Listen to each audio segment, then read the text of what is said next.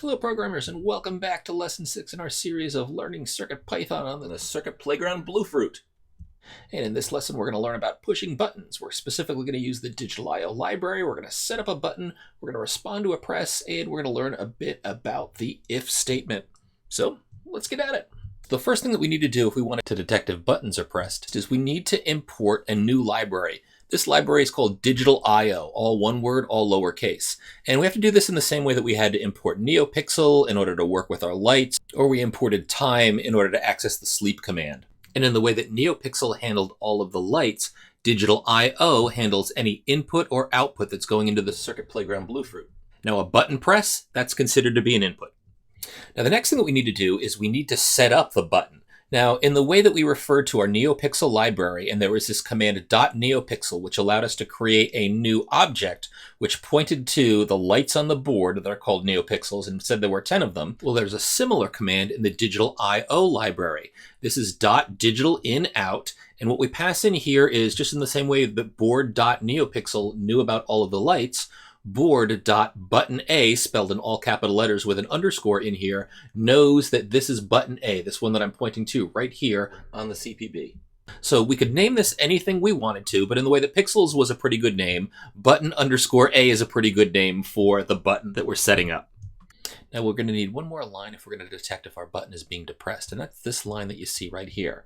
Now it's kind of a big line and there are a lot of different pieces to it. If you ever set up any buttons, just copy the lines that you see here and your buttons will be good to go. Now if you've got these lines in your code, the next thing we want to do is we want to detect if a button is pressed. So we can just say if button A dot value, and that dot value is going to be either true or false. Now this is how if statements work. You see how there's a colon at the end, just like there was at the end of while true or at the end of our for loops? Well, if the if condition is true, which in this case means if button A is being pressed down, then it's going to execute any of the statements that are indented after this colon here. If it's not being pressed, we're going to skip over any of the indented statements. If button A is being pressed, then we're going to light up all of our pixels as red.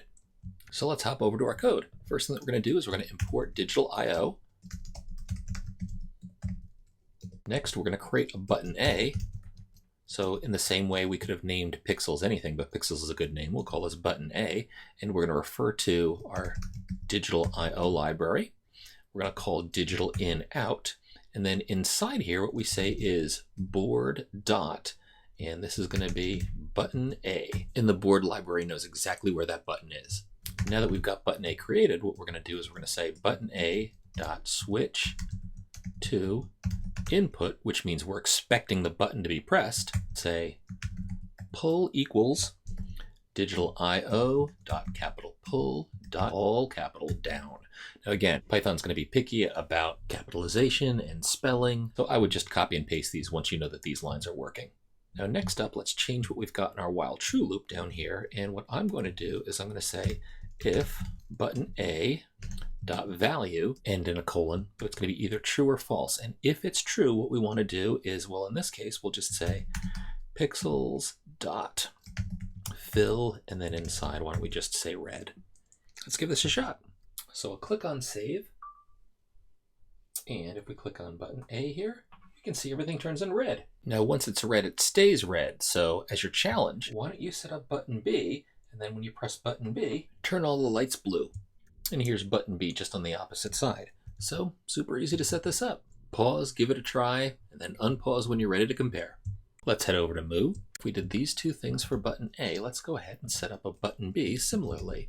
We'll call this button B, so I'll just copy these two lines and replace the A with a B.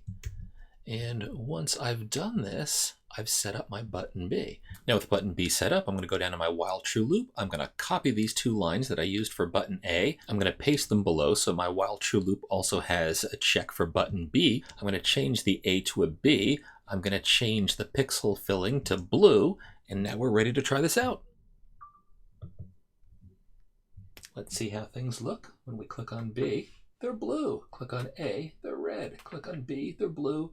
A, they're red, B, they're blue, A, they're red. Wonderful. So now we know how to use digitalio to handle buttons. We've also had an introduction to the if statement. Good work. Keep at it.